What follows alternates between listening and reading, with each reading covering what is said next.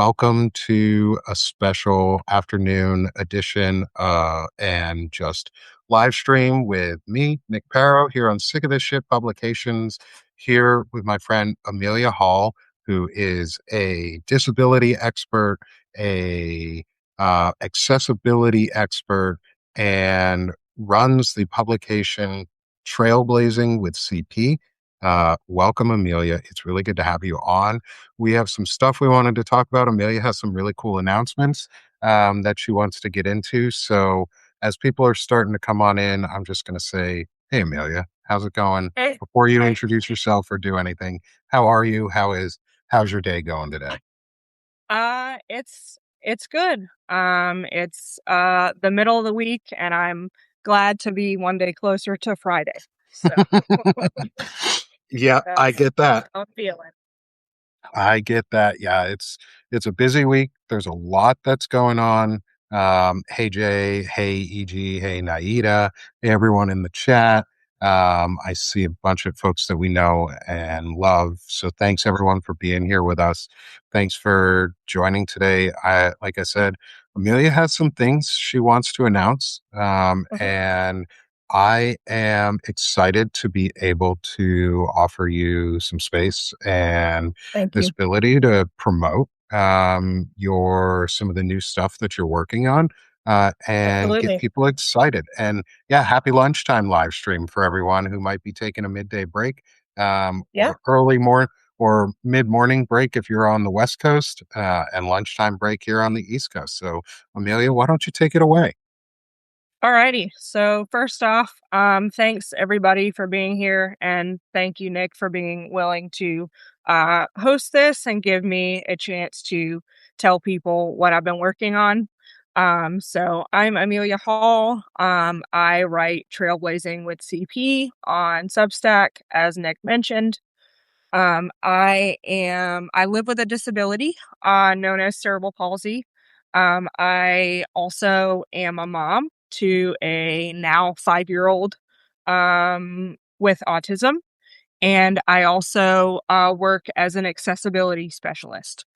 And what that means is I teach people about uh, disability and inclusion and accessibility and how to appropriately interact with people with disabilities, or I like to say, how to teach people how to not be assholes to I like that. the disability population.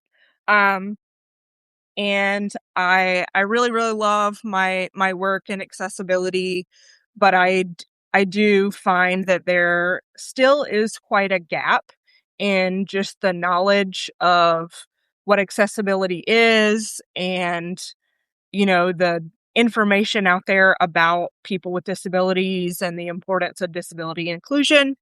And so, what I have decided to do is I'm launching a paid chat for my Substack subscribers.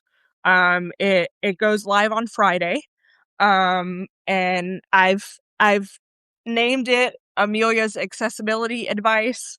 But then, as I have looked into Substack chats, I've realized that you can't really name them something other than your publication. And so I may not be able to actually use that name, unfortunately, even though I like the way it sounds and the alliteration makes me smile.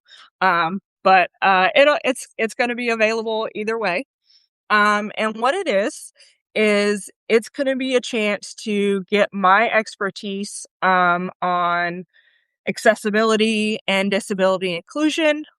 So just so you have a little bit of background, I have my bachelor's degree in psychology, and then I got my master's degree in social work.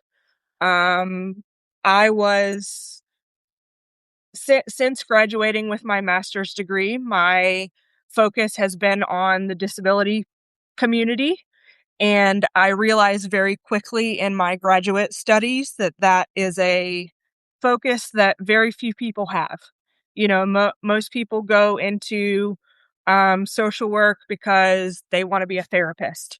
They want to work in mental health and things like that. And I obviously have, I think it's wonderful that there are people who do that, but I think people often don't realize that um, the disability community is the largest minority in the US, and social work and helping professions are focused on uplifting minority populations. And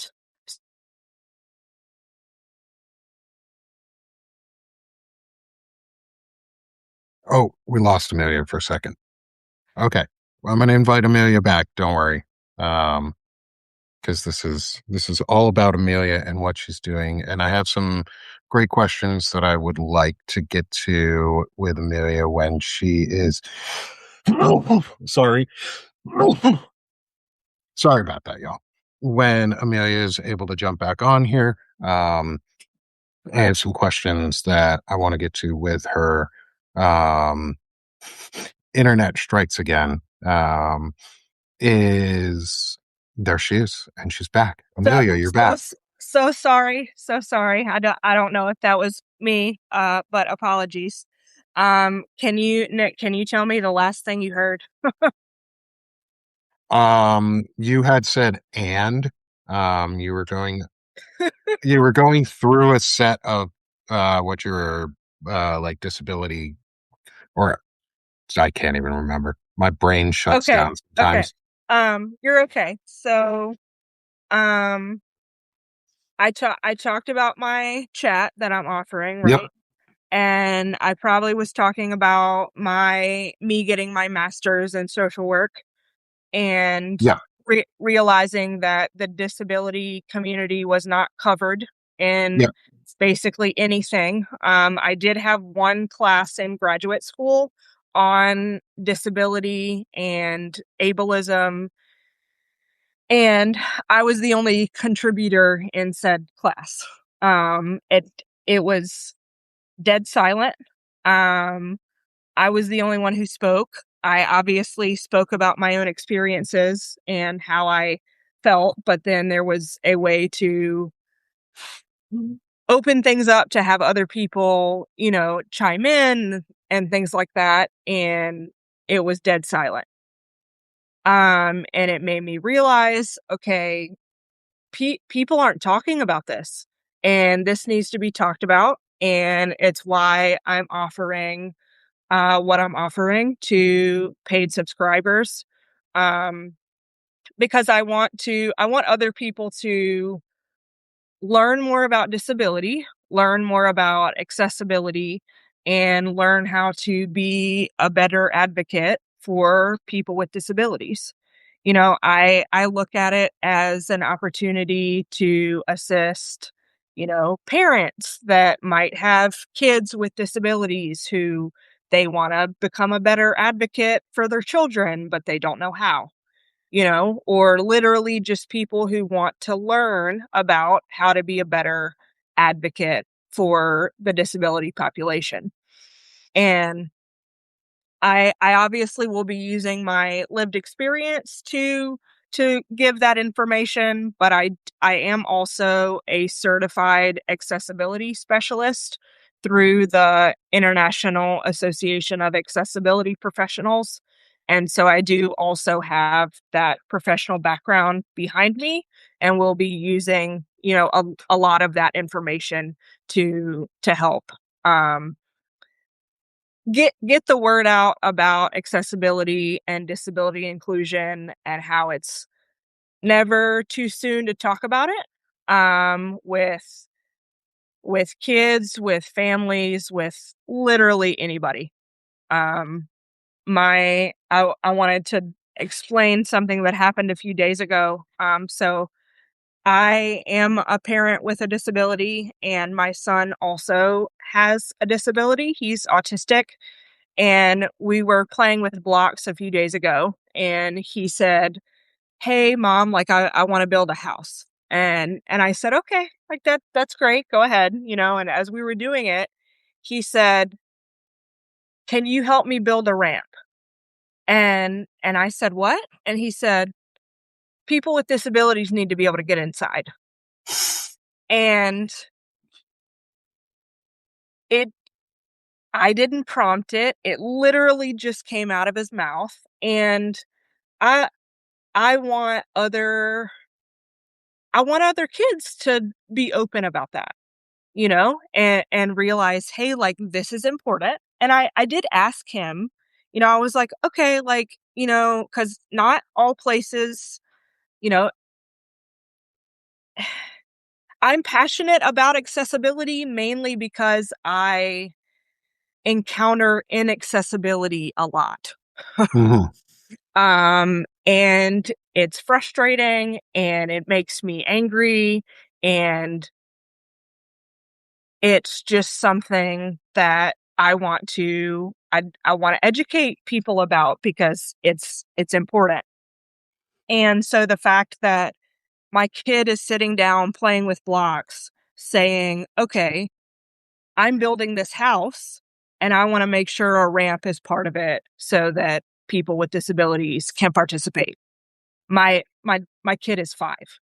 I I didn't tell him, "Hey, um make sure you include this," anything like that. It literally was just he just said it. And um so I also wanna help, other kids in general, learn about disabilities and that people with differences are okay, and also just the same as you and me kind of thing. They just have to do things a little differently. When I was in undergrad, when I was getting my undergrad in psychology, I spoke a lot to elementary schools in the area.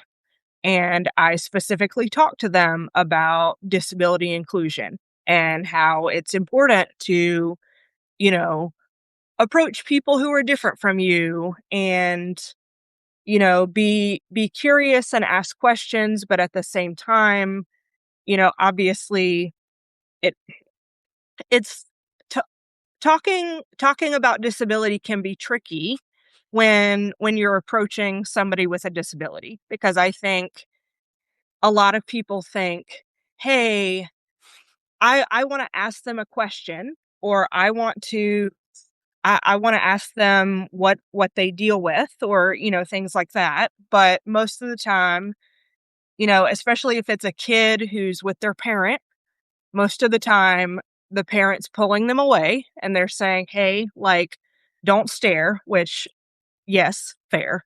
Please don't. Um, but at the same time, kids are so curious. They're curious about what they don't understand, and they simply want to know. And so I've had multiple instances where kids have been curious and parents have started to pull their kid away, and I'll say, "No, like, it's clear they want to ask me something. Let them ask." And I said, "Obviously, if they ask something that I'm not comfortable answering, I will deal with that, but that's something for me to handle. That's not something for, I don't want a parent of a child to come in and say, "Okay, well, we're not gonna ask that person about their disability because that would be rude."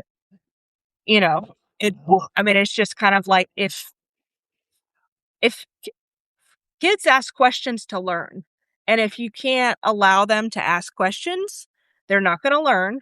They're not gonna learn that being disabled is okay. They're not gonna learn that there are many, many, many, many people that they're gonna encounter in the world who are different from them. And, so that is one focus that I really wanna highlight, in what I'm providing.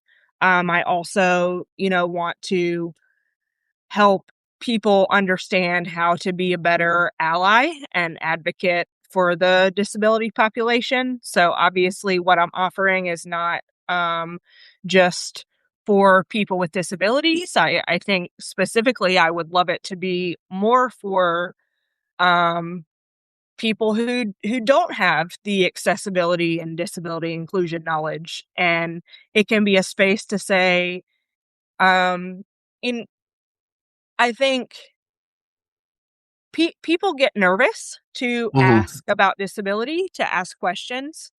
I want to create a space where any question is okay. When I was in graduate school, I spoke with classes across campus about disability inclusion and accessibility. And one of the things that I told them is I said, this is the space where you can ask anything that you've wanted to ever ask a disabled person that you've been terrified to ask. Because I'm a safe person, and obviously I caveat that with, if somebody asks me a question that is pretty invasive that I don't quite feel comfortable answering, obviously I will mention that, because obviously there are questions that are not appropriate. Yeah, Um, but at the same time, if I can use my experience, my lived experience as a person with a disability, and my professional knowledge of accessibility and accommodations and the ADA and things like that, I I want to do that. I I want to bring as much awareness to disabilities as possible. I love that. Well, first off, I'm really glad that this is happening, that you're doing this and you're providing a space for knowledge and learning and people being making an accessible space for everyone to be able to Mhm. learn. Mhm. And I have some questions for you that Yeah, I'd sure. love to ask on this. And um, we've gotten a question in the chat that I'm going to come back to Okay. here in a couple minutes. EG, thank you for that question in the chat. Definitely going to ask it. I think it's a great one. Um, I want to ask more broadly right now, though, before we dig into anything, is you talked a lot about accessibility throughout this. And for many people, the focus on accessibility is physical accessibility Mhm. in a Yes. like ramps or elevators or Mhm. accessible bathrooms on the first floor or even Yeah. on any floor of a building that you can Mhm. get to with an elevator or a lift system or however you get there. But there's other types of accessibility out there too. There's Mhm. digital accessibility, there's visual and Yes. auditory accessibility. What are you planning to cover the whole gambit, or are you focusing in on one specific accessibility area? I'm planning to cover as much as I possibly can. I think I agree with you in that I think when people think accessibility, they think ramps, accessible parking, and accessible bathrooms. And that is just a very, very tiny portion of accessibility. Other accessibility examples. You mentioned digital accessibility. So captions on videos. Alternative text for images. If you're not familiar with alternative text, it's basically text that describes an image, and so that it can be um, accessible for people. Um, oh gosh, my head just it so that it can be read by screen readers and things like that. So people who can't see a picture, but still want to know, what the picture is depicting. You can add alternative text and then still be able to get your point across with the image that you're trying to convey.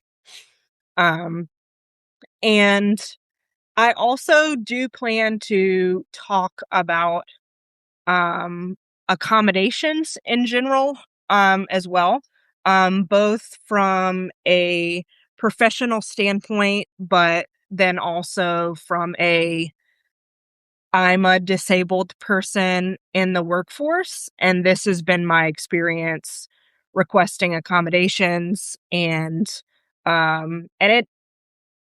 it's been a hard process. I'm not going to say that it's most people don't do it because of the work that you have to put in, which is unfortunate because it's like you're asking a disabled person to do the heavy lifting of asking for the things that they need to literally just participate in society. Um, yeah. Well, I'm good. I'm glad that that makes me really happy to hear that you're focusing on the full gambit of Mhm. accessibility and accommodations. When you're talking accommodations, let's say maybe on focusing on our kids as parents, Okay. because Yeah. we're both parents. Mhm. Um, I have two kids with disabilities. Both are either one's on an IEP, one's on a 504. Mhm. Um, Yep. how are you working with parents to, or what are you planning to do to help parents understand their rights, the Mm, accessibility options, and interesting. what's the best way to get about a plan? Because I know for some parents, a 504, if their kids don't qualify for an IEP, but they do qualify for a 504, or if they qualify for both, there's an important distinction between the two of them too, because one Mhm. carries on to college, whereas the other doesn't. Um, Yes, is how do you talk about parents about fighting for those accessibility rights and ensuring that they're available for their kids?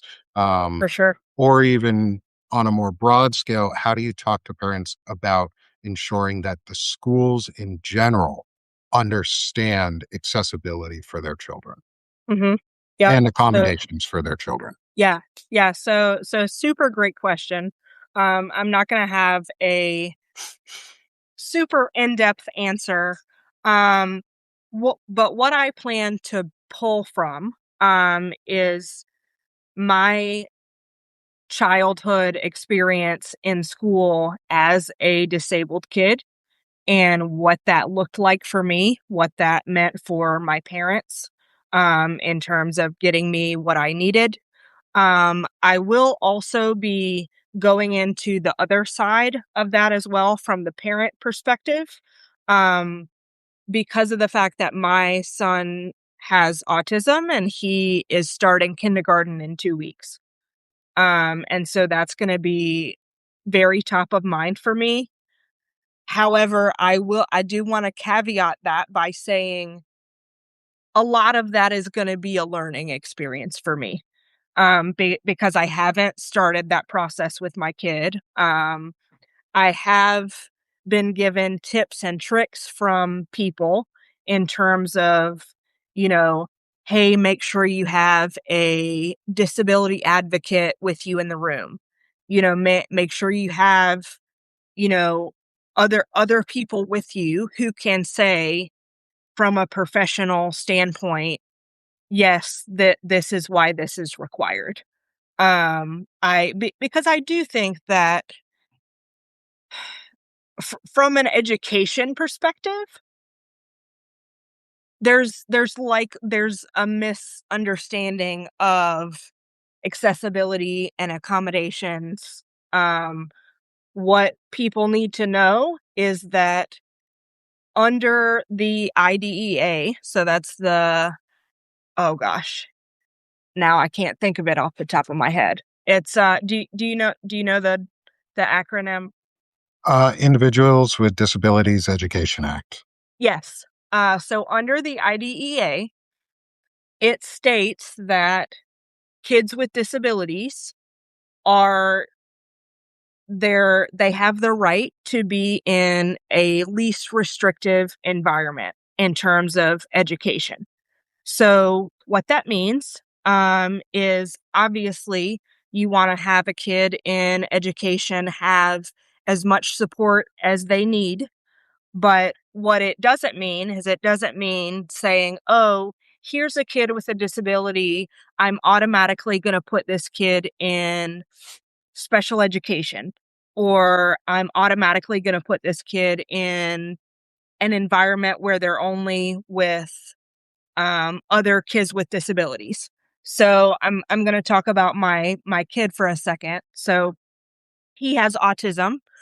He's had services since he got diagnosed with autism at 18 months old, which is very, very early for autism. And he's been in early intervention services since that time.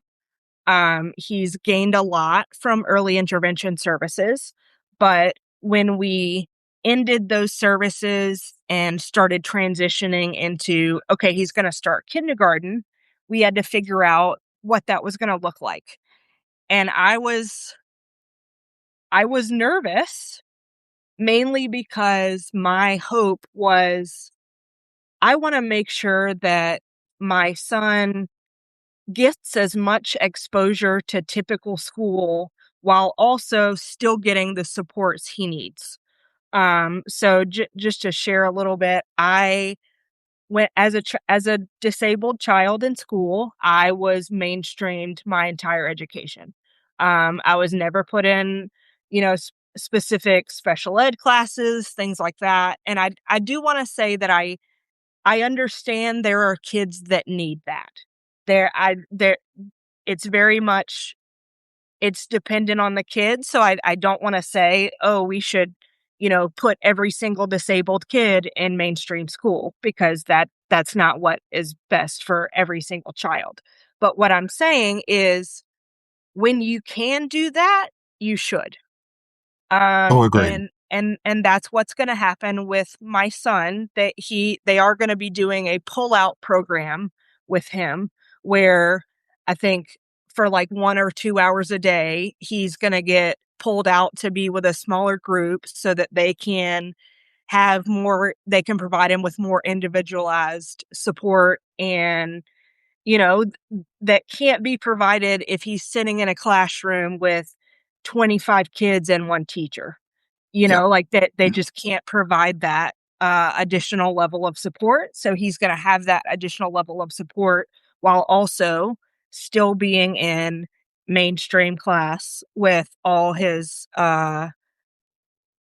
with all his peers, I and think that's great. And I do want to, I'm going to cut in just for a second.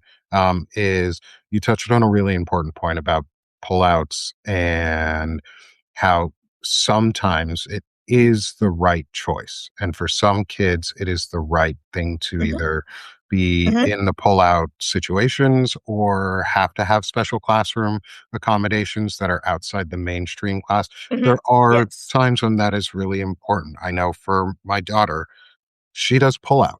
She does reading intervention and pullouts, Mhm, and it has been the most beneficial thing for her to do is because she gets that small classroom experience. She gets educators who are really, really experienced in mhm. supporting children with various types of disabilities. My daughter has dyslexia, and Okay. so Gotcha. really one of her conditions, she has dyslexia, and it's really hard for her to read. Mhm. And she has excelled in pullout programs because they gave her the Wonderful. opportunity to Mhm, be with a teacher who could really assist her. mhm. And Yes. so for parents, advocating for pullouts if it's necessary for your kids is really important.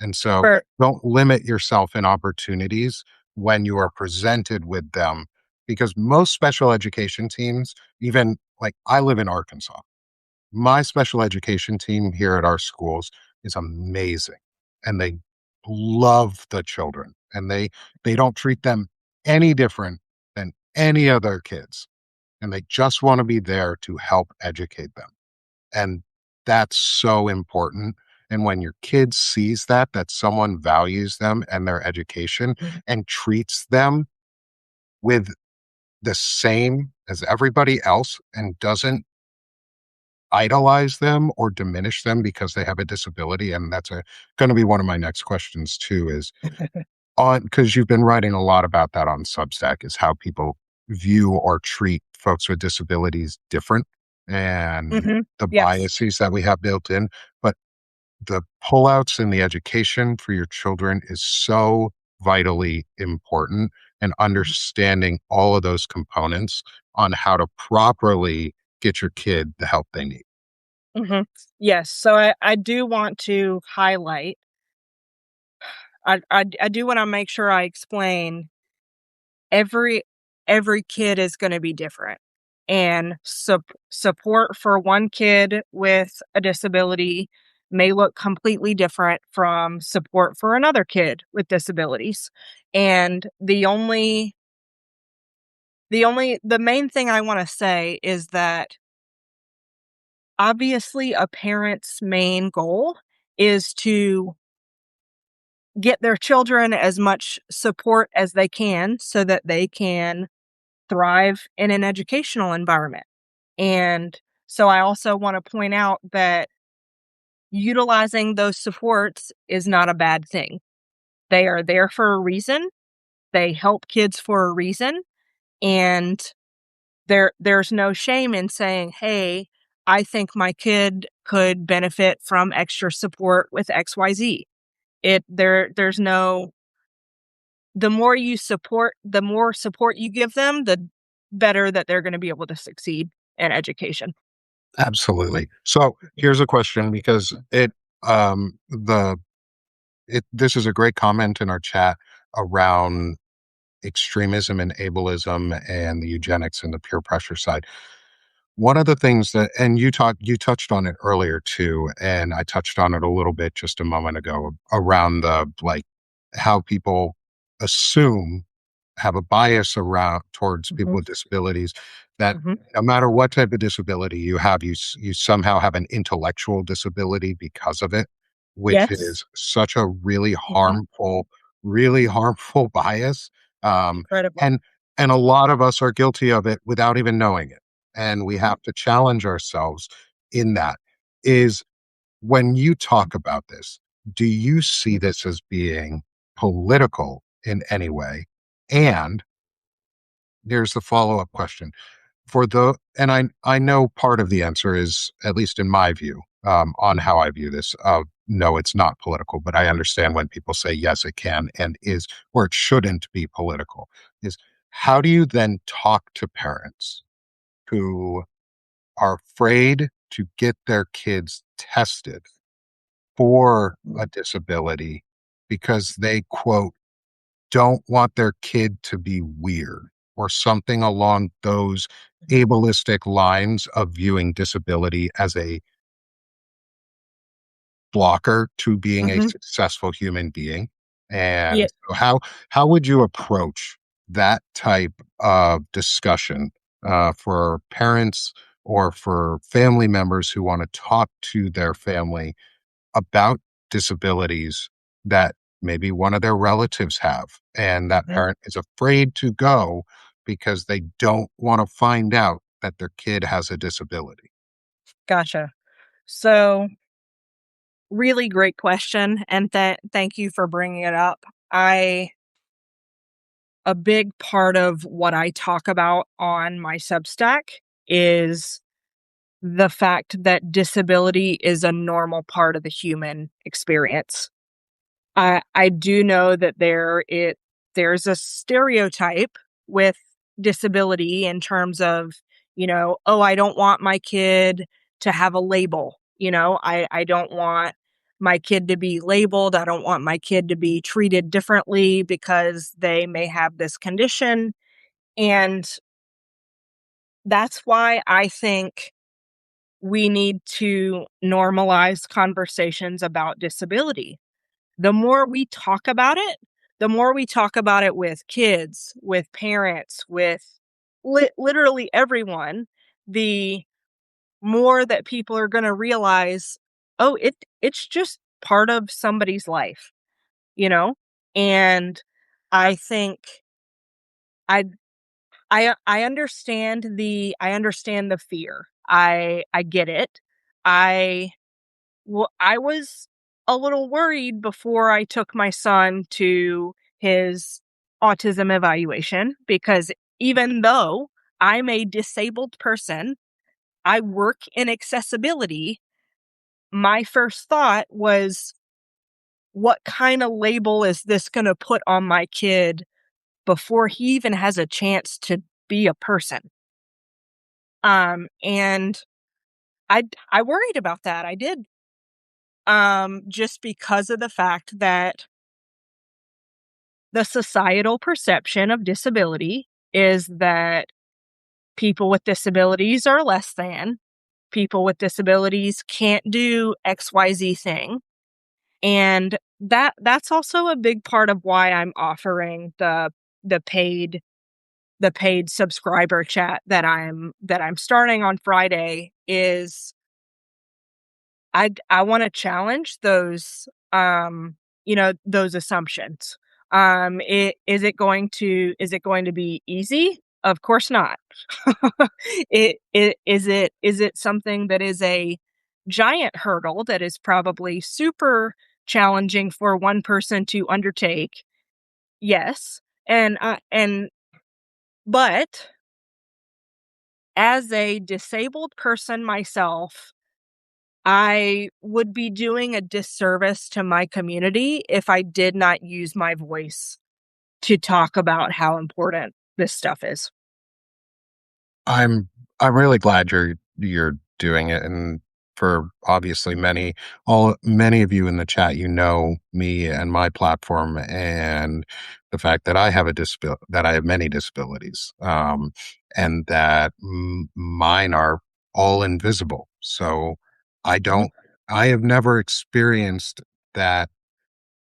I have not experienced the same level of bias towards me that mhm, others have. mhm, And I have I've come to very quickly as an adult, and well, not quickly, but over my years now, in my 36 years of life, I have now come to the point of truly understanding that a disability doesn't make you different. It mhm. just makes you disabled. Or Yep. in that disability. And it doesn't impact, some can, some do, some are intellectual disabilities, Mhm. some are Yep. not. Many are not. Most disabilities are not. And breaking down those biases, but also normalizing talking about our own disabilities Mhm. in healthy ways to those who it makes them uncomfortable to hear about Mhm. disabilities. Yep. Um, and and that's really important, is making it comfortable for people to hear about disabilities, because many are going to be uncomfortable at first, Mhm. Yes. and it's a learning experience, and Mhm. I'm really excited to see this grow for you, Thank um, you. and The see where it can be taken. um, Mhm. I wanted to get before you get into your next thought, and Sure. hopefully I don't derail you too far on this, You're good. is we got a question early on in the discussion from our friend EG in the chat, and it's I think it's a really good one, Okay. because it loops in multiple facets into this discussion. Mhm. Um, and one of those facets that I think often gets left out of disability discussions, but then again, disabilities get left out of almost every discussion, They do. Yes. is how do you, and our question from EG is is it even more effective to review the anti-racism literature and combine that knowledge base with anti-ableism information to make a holistic discussion? Because for for us, our skin color at least downplays the racist elements to our For sure. disabilities. How do Mhm. you discuss that and bring that knowledge in for yourself to make sure that you're also not being racist without intending to be, Right. and Right. ableist without intending to be? Tricky question. I know, Um, easy question for you. I because of the fact that because of the color of my skin, I do not experience racism.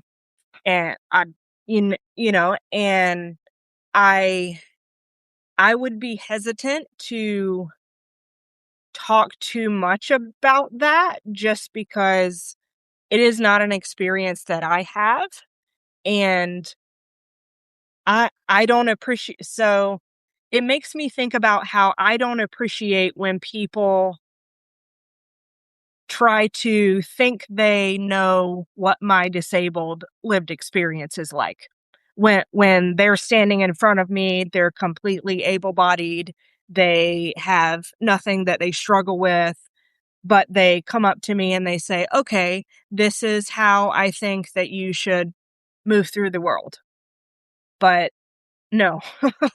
Like, when you're somebody who doesn't have the experience and you're talking to somebody who does, and you're talking to them as if you know what's best for them, that's not how you support those people. And I understand that I'm not really answering your question, No, I actually think you answered it really well but in that but non-answer. but I I would never assume to know what someone's experience with racism has been. I would never assume to know that. And but related to disabilities is, I think, people do make assumptions about, people's experience as disabled people, and they do make those assumptions when they have zero experience themselves, and those are the assumptions that are harmful. Well, EG says responded with you answered it very effectively. Thank you. And I also think you answered it really effectively is you're not trying to offer somebody else's experience to them. Mm-mm. No. No, no. And I'm gonna ask you a question that you have answered before for me. And Mhm, you said it on our while you were on with me and Soso and Beth and Steph. mhm, Actually, I don't think Soso was there with us that day, but on our chronically illing out show was we've met we've met you mhm. and you have cerebral palsy. Yes. How many people does that mean we know about with cerebral palsy? One person. One. Why do you think that's real? Why is that really important to you and in the discussion in general? Why is that answer really important? So, disabled lived experiences are diverse. If if you know one person with CP, you know one person with CP. If you know one person with autism, you know one person with autism. Everyone's experience is different, even if you have two people with cerebral palsy standing next to each other, they will tell you, okay, they might have some similarities depending on their experience. However, the majority of the time, their experiences are different. What they need in terms of support is different. How they move through the world and interact with people is different. And that's why generalizations can be harmful. I have gotten people who've come up to me and said, "Oh, I know somebody who has MS. So have you tried XYZ?" Because I do live with chronic pain. And so I get feedback from Mhm. people who think they know what the best thing is. But I am the expert on my own body. I know what's best for me. And I get when you talk about kids and things like that, that can be a little trickier because, you know, kids are still figuring that out. So you can't ask a 7-year-old, "Hey, like, how do you need support as a kid with autism?" And so that's why educating parents, educating teachers, educating school personnel is so, so, so important. And that's part of those are the kind of audiences that I wanna have through what I'm offering with my, um, paid subscriber chat. Uh, I appreciate that. And I think that really goes further into answering the question from before, too, is when you meet someone with a disability, you've only met that person with that disability and that Yep. lived experience. Mhm. That goes with racism, that goes with Yep. ableism, that goes with sexism, and those types of demeaning ways to view people Mhm. is when you think you know everything about everybody because you've met Mhm. one person with a condition. You're Right. just being an asshole. Mhm. Yes. Um, and I'm really glad that you're focusing on this. I know I'll reach out to you after too for someone. My mom is a retired licensed school psychologist with a lot of Okay. experience in child development and care, and I would love to get her in touch with you. For She's sure. on Yes. Substack, so I'll have her reach out to you because I think That'd be she would wonderful. be a great resource in Mhm. at least helping when we got both our kids through the intake process for special education at school. We actually had my mom on the phone with us while we were in for one of the Wo appointments because Wonderful, wonderful and idea. we had my mom review the paperwork, the IEP plan and the Mhm. 504 to ensure that the services being offered were appropriate and Mhm. were beneficial, and we had them my mom talked to the special education team while in the meeting about like what types of services and care providing do they offer Mhm. in school clinicians, and Right. are there people who can help with play therapy and behavioral therapy while you're in school, Mhm. compared to just learning accessibility is Yes. therapy within school. Is that Mhm. something you're going to be talking about too in terms of advocacy? Is how do you wrap that in to make sure that there's a peer advocate that somebody can have or how they can become a peer advocate?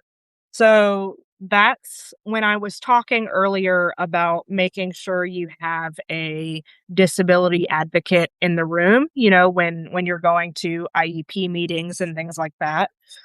That's partially what I meant. It is a peer advocate or somebody in the field, but granted, I so it's sorry, I'm trying to think for just a second. So I mentioned my background in social work. Within social work, there are what are called peer support specialists. These individuals are primarily used to provide support to people who deal with mental health conditions and substance abuse disorders, things like that. And when I was in graduate school, I had considered, hey, I want to do that because I want to help other people with disabilities. But peer support specialists, that there's no section for disabilities. There's no way to say, hey, I have a physical disability and I want to help other people with mobility limitations. It's, oh, if you're a peer support specialist, you're supporting people with mental health and substance abuse. And so it's like, once again, where where where where do the disability people go? You Yeah, know? yeah. Also, not it's not related specifically to what you're doing, but it is related. Is hey Substack, you could create a disability section specifically for creators to be able to be found, just Yes. like you have with culture, with politics, with health and general health. Like you can create and add a disability section for Mhm, others to be able to find creators who are focused on disability advocacy, mhm. disability lived experiences, and disability rights. Yes. How 100%. and so going forward and continuing on our questions, thanks, Substack. Maybe you'll listen on this one. People have been reaching out to you about this for a while. Please freaking do it. It would be so easy. It's just another section. You do it all the time. Like just add one. How do you um getting back into our questions because EG you helped me think of this one is stigma is how do you break through or what do you plan to do to talk about breaking through the stigmas of people seeing all disability um, as a mental or as a learning disability? Mm. How are you? How do you help break through that stigma with folks so that there is less of that bias because I know when I was younger, even as a younger adult, is if I saw someone with a disability, many just like many folks, is your immediate reaction is to coddle them Yes. or to put them on a pedestal and treat them like they're about to break. Mhm. How do you break down that stigma? How have you helped people so far, and what do you wanna do to continue helping break down that stigma with this chat and with what you're doing? So, what I've learned just from my own lived experience and then from working in the disability field or the accessibility field is I'm gonna mention this and it's not exactly answering your question, but I will get to your question. So, um, I think sorry, give me a second. I'm sorry. Um, Take all the time you need. I've been recently diagnosed with ADHD this year, and I'm realizing it impacts me a lot more than I thought, and comes up quite a bit in situations like this. So thanks for your understanding. I have Uh, ADHD, so I try to be very understanding around it. yep, yep. So you said, how do I plan to tackle the stigma around this person is disabled and they're gonna break and we have to treat them with, kid gloves and, that whole thing. Or Uh, talk to them like they're a baby or any of yes. these really demeaning things that Mhm. many of Yep. us have been taught to do, um, Yes. or think So is the right thing to do when it's not. so I do wanna say just that. It that's not okay. I understand that that's where that's what they see. And so, and I think a big part of that is people want to be gentle. People don't want to hurt people's feelings. They want to be sure that they're, you know, providing support and things like that.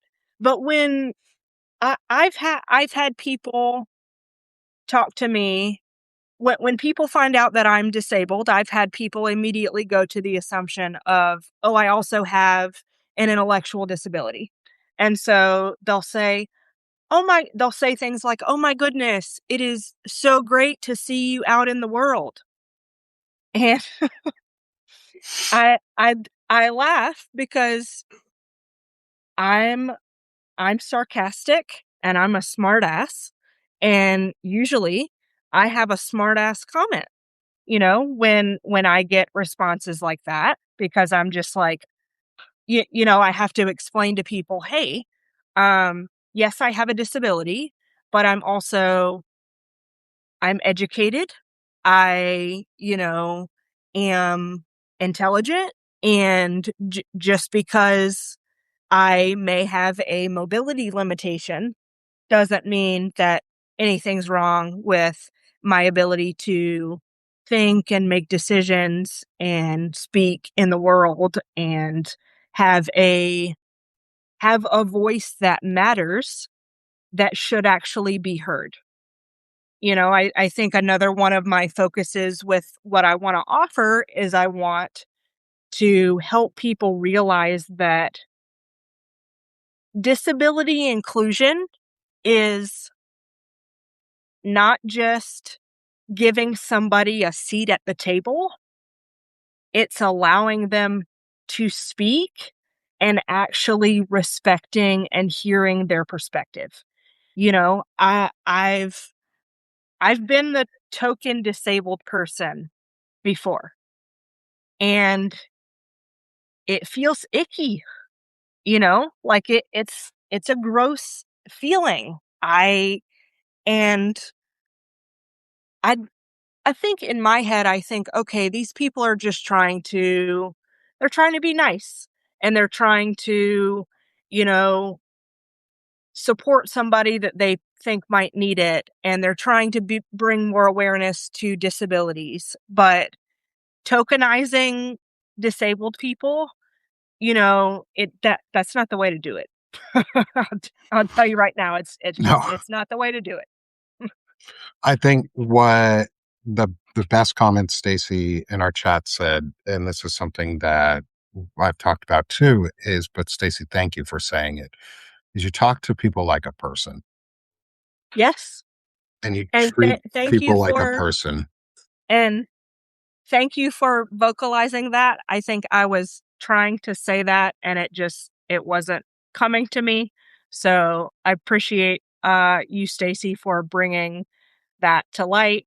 Um, so related to that, I agree in that you talk with someone with a disability just like you talk to any other person in the world. You don't do it differently. You you talk to them just like they are a person, and you'll figure out pretty quickly based on your interaction with them what they're comfortable with and how they like to show up in the world, and it's important to respect that. Um Related to that, one of the other things that I will plan to highlight is that there's variation in language within the disability space in terms of how people are referred. So there's special needs, there's disabled person, there's person with a disability, and so there's a lot of variety, which is great, but what I like to tell people is, because I've had people ask me, "Hey, what terminology do I use?" And I will say, "Ask the person," because it is their decision how they want to be how they want to be referred to. And I get that that can be tricky when you're a parent and you maybe have a kid with a disability. And so in that case, I do understand why person first language is the it's kind of the oh, I can't think of the word. Like the go-to. Yeah, yes. It's the go-to in terms of, and the reason behind that is the idea that a person is more than just their disability. Like you said, they are a person first, and so they're a person with a disability. But there are other ways to use language that are different, such as identity first language, which is, saying, I'm a disabled person. And I specifically myself prefer identity first language because of the fact that my identity as a disabled person is important to me, and I don't want that diminished by saying, "Oh, you're a person and you just have this thing." So it's a two-sided coin, in terms of what you're comfortable with and, how you want to identify. But like I said, ask the person directly, please. It is up to them how they're identified, and you should respect what they say and go off of what their preference is, not what you think is the way you should refer to them, because that just hurts people in the end.